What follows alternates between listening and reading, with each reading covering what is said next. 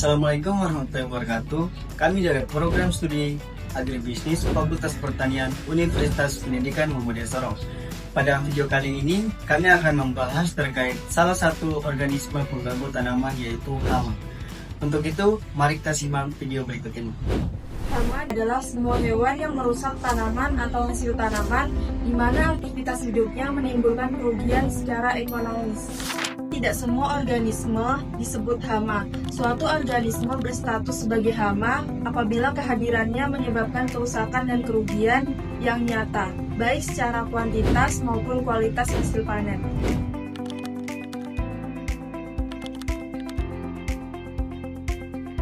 Secara global, gangguan organisme pengganggu tanaman menyebabkan kehilangan hasil hingga 33% dengan kontribusi hama sekitar 13%, penyakit 11%, dan gulma 9% dari total kehilangan hasil pertanian. Demikian ini cenderung lebih tinggi di negara berkembang, termasuk kawasan Asia yang mencapai sekitar 43% dibandingkan negara maju yang pengelolaannya sudah lebih baik. Data ini menunjukkan bahwa hama masih menjadi masalah utama dalam sistem produksi pertanian, termasuk pada sistem budidaya modern seperti hidroponik. Berdasarkan hasil pengamatan kami di kebun Papa Farm, tanaman selada hidroponik yang dibudidayakan di dalam greenhouse juga dapat mengalami serangan hama berupa ulat daun. Ulat tersebut menyebabkan daun berlubang dan rusak, sehingga sebagian hasil panen tidak memenuhi standar pasar. Serangan hama terjadi akibat masuknya kupu-kupu ke dalam greenhouse yang kurang tertutup rapat, sehingga dapat bertelur pada daun selada. Telur tersebut kemudian menetas menjadi ulat yang merusak tanaman. Kondisi lingkungan greenhouse yang hangat dan lembab, serta tidak adanya musuh alami turut mendukung perkembangan dan peningkatan populasi hama. Namun demikian, dalam praktiknya tidak digunakan pestisida kimia. Pengendalian dilakukan secara mekanis, yaitu dengan mengambil ulat satu persatu secara manual dan melakukan pengamatan secara rutin. Kelompok hewan yang berperan sebagai hama dibagi menjadi 4 bagian.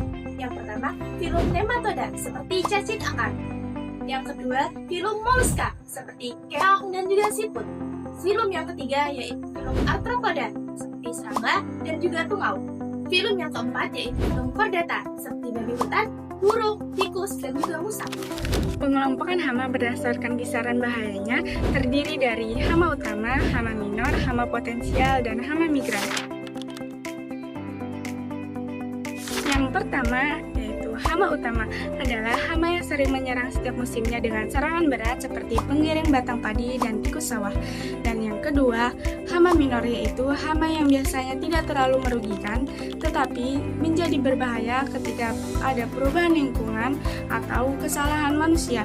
Yang ketiga, hama potensial yaitu hama yang bisa meledak populasinya secara tiba-tiba seperti wereng coklat. Dan yang keempat, hama migran yaitu hama yang datang dari suatu daerah dan berpindah-pindah seperti belalang dan ulat gerayak. Belalang berpotensi menimbulkan kerusakan serius pada tanaman yang baru dipindah tanam karena menyerang pucuk muda dan daun tanaman hingga habis, sehingga menghambat pertumbuhan tanaman. Serangan hama pada akar tanaman dapat mengganggu proses penyerapan unsur hara, air, dan zat-zat penting lainnya. Serangan hama pada batang, cabang, dan ranting dapat menghambat bahkan menghentikan proses pengangkutan zat makanan sehingga tanaman menjadi layu hingga mati. Serangan hama pada daun menyebabkan terganggunya proses fotosintesis. Sementara itu, serangan hama pada buah dapat mengakibatkan kerusakan buah atau menyebabkan biji menjadi hampa.